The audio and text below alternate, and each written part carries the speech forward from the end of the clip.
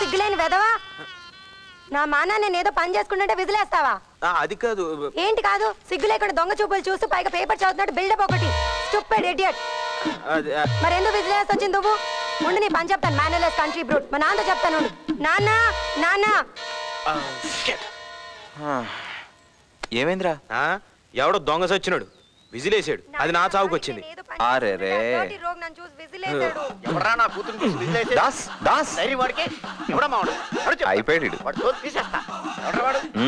ఎవడది? మనోడే, అందులోనూ చదువుకున్నవాడు, విద్యకు సరైన జోడు. ఏంటి బాబాయ్? బాబాయ్ కాదు, మావయ్యాను.